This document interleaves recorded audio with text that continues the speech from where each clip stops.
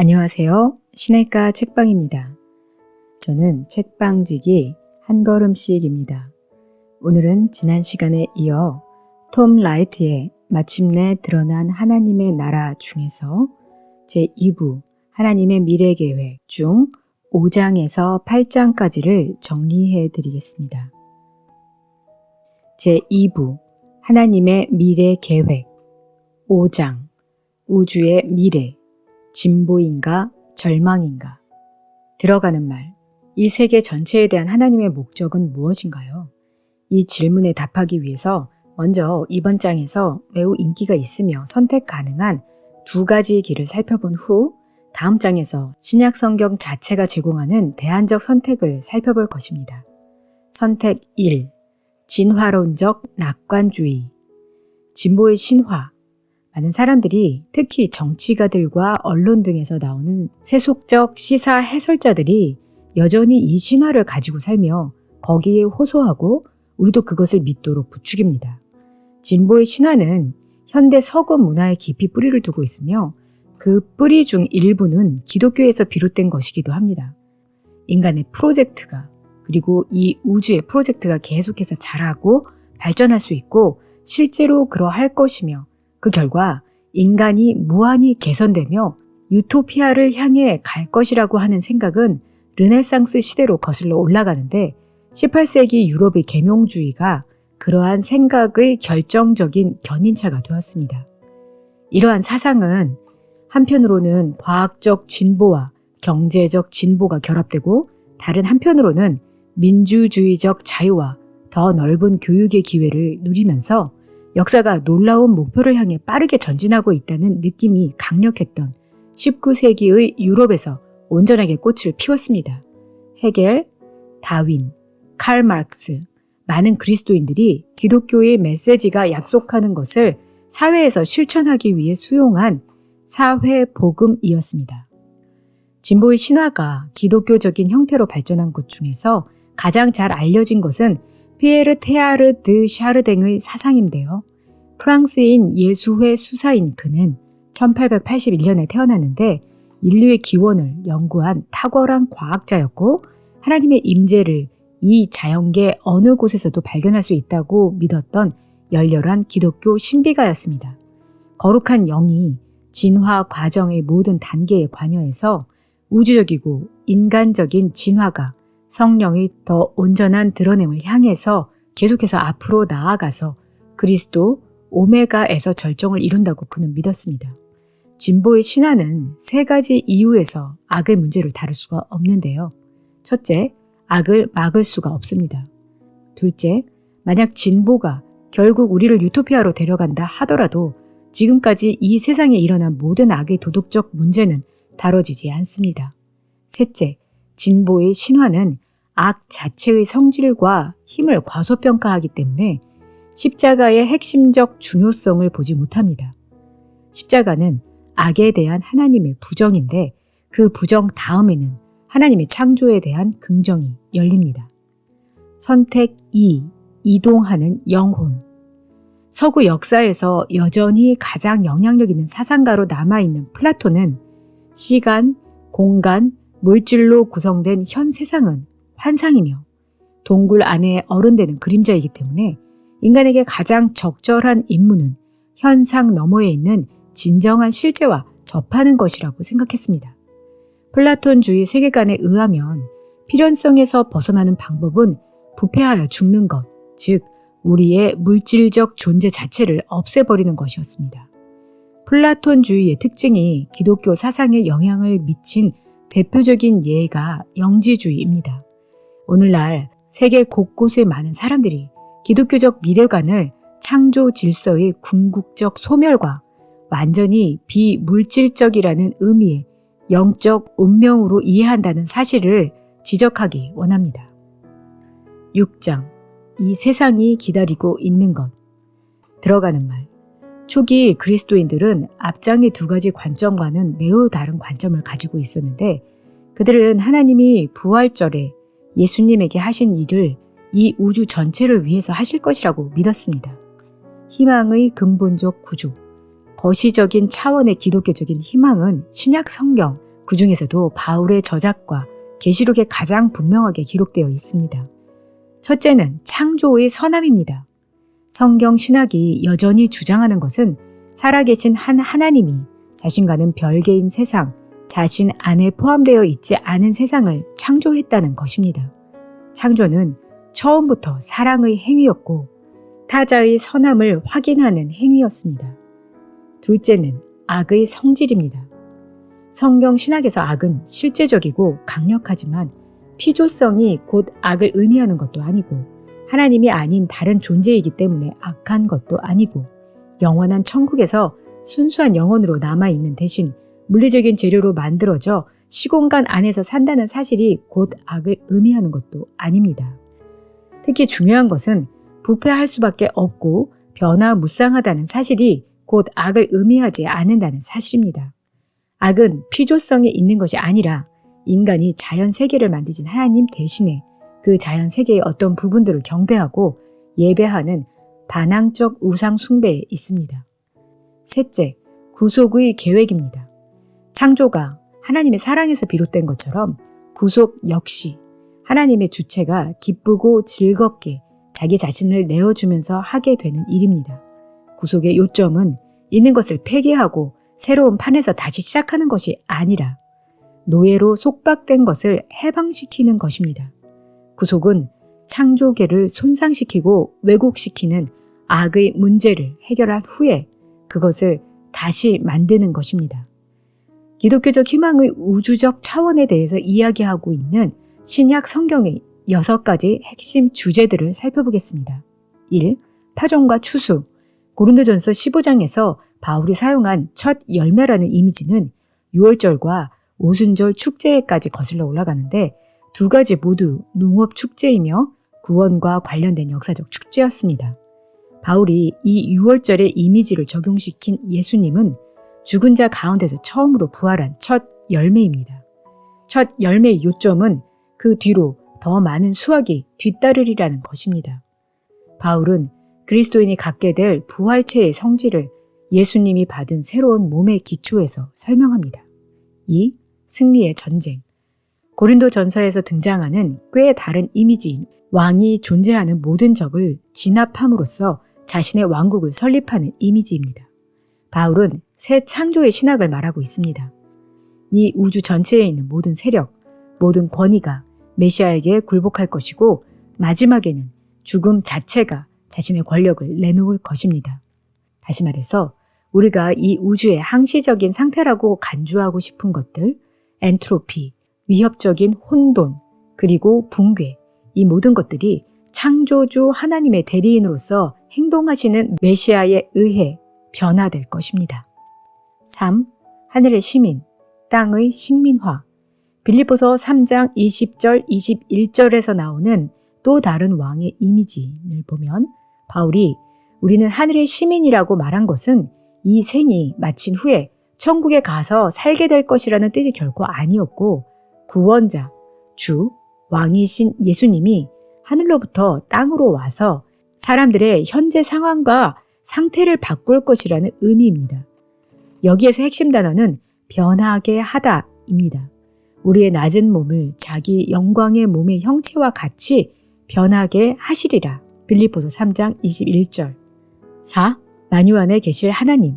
고린도전서 15장에서 우리는 바울이 모든 역사의 목표로서 하나님이 만유의 주로서 만유 안에 계시려 함이라 라고 선언하는 부분을 보게 됩니다. 이것은 신약 성경에 나타난 미래지향적인 세계관의 핵심을 매우 분명하게 진술한 것입니다. 신약 성경에 제시하고 있는 우주적 종말론은 이 세상은 선하게 창조되었지만 불완전하다. 언젠가 반항의 모든 세력이 패배당하고 나면 그리고 창조계가 그 창조주의 사랑에 자유롭게 그리고 기쁘게 반응하게 되면 하나님은 자기 자신으로 그 세계를 채워서 그것이 하나님과는 별개의 독립적인 존재로 머무는 동시에 하나님 자신의 생명으로 넘쳐나게 하실 것입니다. 5. 새로운 탄생. 로마서 8장에서 우리는 창조 질서 안에 깊이 뿌리박혀 있는 또 다른 이미지를 발견하는데 바로 새로운 탄생의 이미지입니다.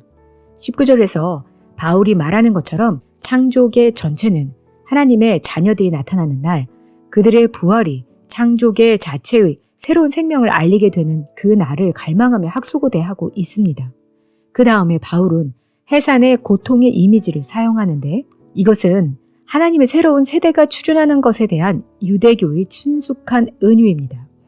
바울이 논증의 결정적인 순간을 위해 선택한 이 은유는 그가 창조계의 파괴나 그저 그것의 꾸준한 발전을 염두에 둔 것이 아니라 옛 창조의 자궁으로부터 새 창조가 격렬하고도 극적으로 탄생하는 것을 염두에 두었음을 보여줍니다. 6. 하늘과 땅의 결혼.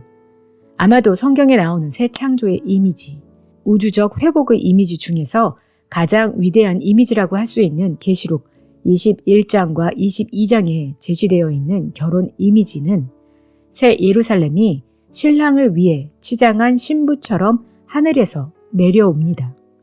이것이 바로 바울이 에베소서 1장 10절에서 이야기하는 것으로 하나님의 의도와 약속은 하늘에 있는 것과 땅에 있는 모든 것이 그리스도 안에서 종합을 이루는 것이었습니다. 하늘과 땅은 계시록이 주장하기를 남자와 여자처럼 서로를 위해 만들어졌습니다. 그것이 최종적으로 합쳐지고 나면 결혼식과 마찬가지로 축하하고 즐거워할 일이 될 것입니다. 나오는 말, 예수님의 부활에 기초하고 있는 우주 전체의 미래 희망에 대한 신약 성경의 이미지는 이 세상 전체에 약속된 미래에 대해서 우리가 가질 수 있는 만큼의 혹은 우리에게 필요한 만큼의 일관된 그림을 제시해 준다는 것이 필자의 주장입니다. 그 미래에는 창조주 하나님의 주권적이고 지혜로운 통치 아래서 부패와 죽음이 사라지고 마치 어머니 앞에 선 어린아이처럼 현재의 창조가 새로운 창조 앞에 서게 될 것입니다. 창조계가 필요로 하는 것은 유기 혹은 진화가 아니라 구속과 회복이며 그 두 가지는 예수님의 부활에 의해 약속되고 보장이 되었습니다. 이것이 바로 온 세상이 기다리는 것입니다. 7장 예수님, 천국, 새 창조, 승천. 신약 성경을 보면 나사렛 예수의 부활을 믿는 신앙은 그의 승천을 믿는 신앙과 밀접하게 연관되어 있습니다. 노골적 문자주의와 근대적 회의주의가 승천에 대해 잘못된 이해들을 하게 만듭니다. 승천은 우리에게 이 우주 전체가 어떻게 구성되어 있는가에 대해 그리고 교회와 구원에 대해 다르게 생각할 것을 요구하고 있습니다. 우주를 저장소의 관점으로 바라보는 문자주의와 회의주의와 달리 승천을 진지하게 받아들인 신학자들이 주장하는 관계적 관점이 있습니다. 성경적 우주론에서 하늘과 땅은 공간이나 물질의 동일 연속체 안에 있는 두 개의 다른 장소가 아니고 하나님의 선한 창조에 속한 서로 다른 두 개의 영역입니다. 그리고 하늘은 두 가지 특징을 가지고 있습니다. 첫째, 하늘은 땅과 접하고 있기 때문에 하늘에 있는 존재는 동시에 땅의 그 어느 곳에도 존재할 수 있습니다. 둘째, 하늘은 땅의 통제실입니다. 최고 경영자의 사무실입니다. 승천을 경시하거나 무시하면 교회가 확장되어 빈자리를 채우게 되고 텅 빈 승리주의와 절망이 나타나게 됩니다. 승천을 통해서 우리가 정확하게 이해해야 하는 것은 하나님의 공간과 우리의 공간, 하늘과 땅은 비록 매우 다르지만 서로 멀리 떨어져 있지 않다는 것입니다. 또한 하늘에 대한 논의는 단지 우리 자신의 영적인 삶에 대해 이야기하는 은유적인 방법이 아닙니다. 하나님의 공간과 우리의 공간은 매우 다양한 방법으로 서로 맞물려 있고 교차하는데 심지어 그 두 개가 각각 구분되는 정체성과 역할을 유지하는 동안에도 마찬가지로 서로 맞물려 있고 교차합니다. 언젠가 그 둘은 매우 새로운 방식으로 서로 합쳐질 것이고 서로에게 열려 있고 서로를 볼 수 있을 것이며 영원히 결합하게 될 것입니다. 현재 하나님이 조성하신 공간의 핵심 인물인 예수님이 우리가 현재 아는 것과는 근본적으로 다른 방식으로 우리에게 나타날 것이고 우리도 그분 앞에 나타날 것입니다. 재림은 무엇을 말하는가? 하나님이 이 우주 전체를 새롭게 하실 때 예수님 자신이 새로운 세계의 중심이자 핵심으로 직접 나타나실 것이라고 신약 성경은 주장합니다. 이 점에 대해 기독교 신앙이 가르치는 바는 무엇인가요? 지난 세기 동안 이 질문이 더욱 대답하기 어렵게 된 두 가지 이유가 있습니다. 1. 재림을 현 세상은 파괴될 운명이고 선택받은 몇 명만 천국으로 들려진다는 시나리오의 한 부분으로 이해를 해서 19세기 일부 천년왕국의 운동들과 할 린지의 베스트셀러 위대한 행성지구의 마지막 때, 탐 라헤이와 제리 젠킨스의 소설 Left Behind 마지막 때 이론 등이 있습니다. 2. 어느 정도는 이 같은 세상에 대한 반작용으로 또 어느 정도는 이전에 잘 나가던 계몽주의적 자유주의의 기운에 힘입어서 서구의 주류교회에 속한 많은 사람들은 한동안 예수 그리스도가 영광 가운데 다시 오셔서 죽은 자와 산 자를 심판하시리라는 교리를 알아보지 못할 정도로 제거하는 데 최선을 다했습니다. 재림에 대한 올바른 이해로 나아가기 전에 다루기 원하는 단어가 있는데 종말론입니다. 이것은 마지막 것들에 대한 연구라는 문자적 의미를 지녔는데요. 지금까지 생각했던 것처럼 단지 죽음, 심판, 천국, 지옥에 대한 것이 아닙니다. 종말론이라는 단어를 쓸 때 의미하는 바는 하나님이 준비하신 이 세상의 미래에 대한 전체적인 인식이며 그 미래가 이미 현재의 우리를 만나러 오기 시작했다는 믿음입니다. 이것이 바로 우리가 예수님 자신과 초대교회의 가르침에서 보게 되는 내용입니다. 그들은 자신들이 공유하던 유대교의 종말론적 신앙, 이 세상의 끝이 아니라 현재 세계 질서 안에서 일어나는 극적인 변화, 그것을 변형시키기는 했지만 저버리지는 않았습니다. 8장 그분이 나타나실 때 들어가는 말, 마지막 구속은 하나님의 창조적인 에너지 폭발로 하늘과 땅이 드디어 하나로 합쳐지는 순간이 될 것입니다. 부활절은 바로 그 원형이자 근원입니다. 예수님의 나타나심은 편지나 전화, 이메일로 알았던 사람을 직접 만나는 것과 같을 것입니다. 주된 진리는 그분이 우리에게 다시 돌아오신다는 것입니다. 오심, 나타남, 드러남, 왕의 현존. 재림이라는 문구가 문자적인 하강의 의미로서 오다라는 뜻을 지니면서 상향 이동을 하는 구속받은 자들과 중간 지점에서 만난다는 특정 관점과 동일시되면 온갖 종류의 문제들이 발생합니다. 첫째, 예수님이 지상 사역 시에 자신의 재림에 대해 아무 말도 않으셨다는 것입니다. 예수님이 인자가 구름을 타고 오리라고 하셨을 때에 재림에 대한 이야기가 아니라 다니엘서 7장의 맥락에서 고난 이후 자신의 정당성이 입증될 것을 이야기한 것입니다. 오다는 움직임이 아니라 위로 올라가는 움직임입니다. 이 언어는 중요하게도 예수님의 부활 이후에 일어난 이상한 일들, 예수님의 승천, 예수님의 영화, 이 땅으로가 아니라 하늘로, 즉 아버지께로 가는 예수님의 오심에 대해 이야기하는 가장 덜 부적절한 방식으로 초대교회가 사용했던 바로 그 언어입니다. 둘째, 잠시 떠나면서 주인이 없는 동안 하인에게 장사하도록 하는 왕 주인의 예수님의 이야기는 재림에 대한 이야기가 아니라 초림에 대한 것입니다. 예수님이 재림을 가르치지 않으셨다고 해서 그것이 사실이 아니라는 이야기는 아닙니다. 예수님의 죽음이나 부활도 받아들이지 못하는데 재림은 더 어려웠을 것입니다. 예수님의 재림을 가르치지 않으셨다면 재림에 대한 개념은 도대체 어디에서 생긴 것일까요? 가난합니다. 나머지 신약 성경에서입니다.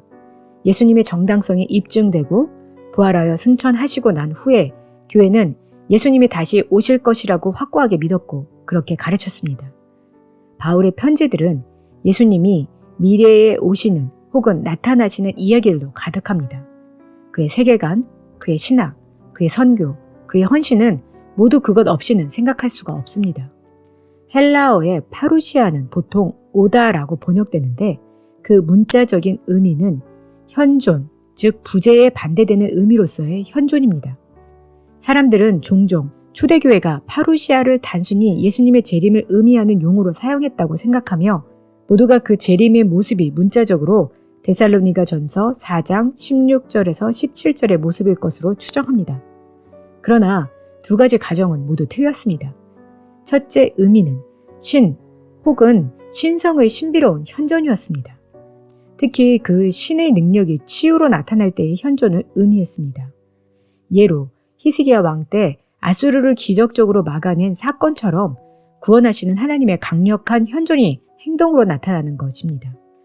두 번째 의미는 고위직에 있는 사람이 속국을 방문한다는 의미입니다. 특히 왕이나 황제가 식민지나 지방을 방문할 때 쓰였습니다. 이 문제와 관련해 바울과 초대교회의 모든 사람이 두 가지를 말하고 싶었습니다.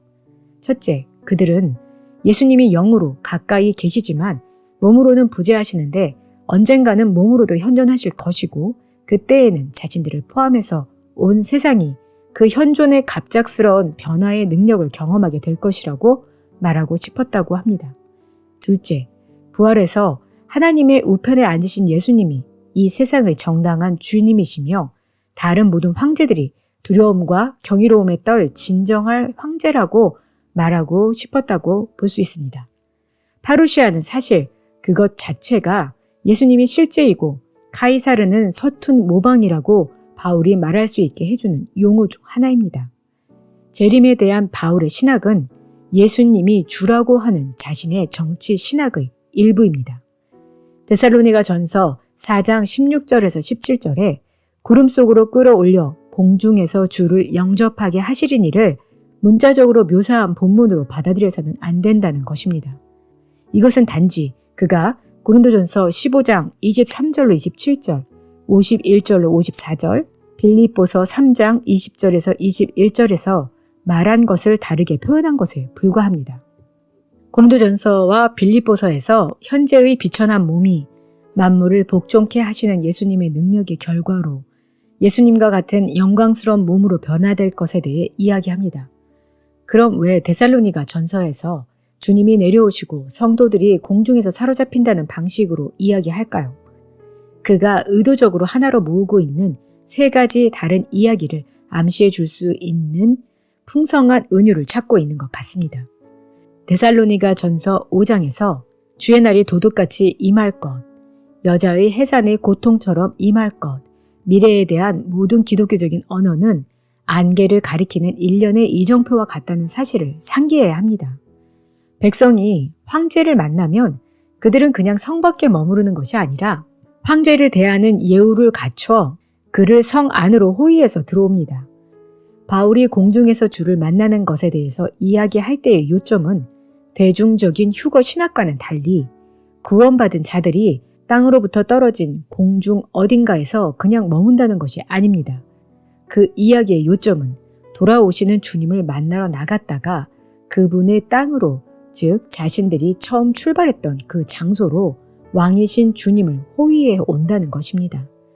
이것이 문자적인 묘사가 아니라 매우 강도 높은 은유라는 것입니다. 하늘의 시민이기 때문에 자신의 모국으로부터 와서 식민지에 온전한 위엄을 부여해 주기를 기다리는 것입니다. 휴거 신학은 그리스도인들이 기적같이 악한 세상으로부터 옮겨질 것이라고 주장합니다. 그렇기에 종종 영지주의적인 성격을 띠면서 사적인 이원론적인 영성으로 기울고 정치적으로는 자유방임적 정적주의로 기울고 아마겟돈을 꿈꾸는 그런 신학이 정치적인 현상 유지를 은밀하게 지지했는지도 모릅니다. 바울은 마라나타, 우리 주여 오시옵소서인데 아람어 문구를 씁니다. 바울은 초대교회 때부터 주님이 돌아오시기를 기도했습니다. 골로새서 3장의 여기에서의 약속은 예수님이 단지 현재 세계 질서 안에 다시 나타나신다는 것이 아니라 하늘과 땅이 하나님이 약속하신 새로운 방식으로 하나가 될 때 예수님이 우리에게 나타나실 것이고 우리가 그분 앞에 그리고 우리 서로에게 자신의 참 정체성을 가지고 나타날 것이라는 뜻입니다. 부활절이 예시하는 이 세상의 위대한 회복과 함께 예수님 자신이 직접 나타나셔서 이 세상 전체와 신자들에게 일어날 변화의 대행자이시자 모범이 되실 그때가 언젠가는 올 것이고 정말로 그때는 아무 때일 수도 있다라는 뜻입니다. 신약 성경에 그토록 분명하게 표현된 이와 같은 기대와 희망은 이 세기와 그 이후의 세기에도 사그라지지 않고 계속되었습니다. 네, 오늘은 톰 라이트의 마침내 드러난 하나님 나라 중에서 2부의 5장에서 8장까지를 정리해드렸습니다. 다음 시간에는 2부의 나머지인 9장에서 11장까지를 정리해 드리도록 하겠습니다. 그럼 다음 시간에 뵐게요. 안녕히 계세요.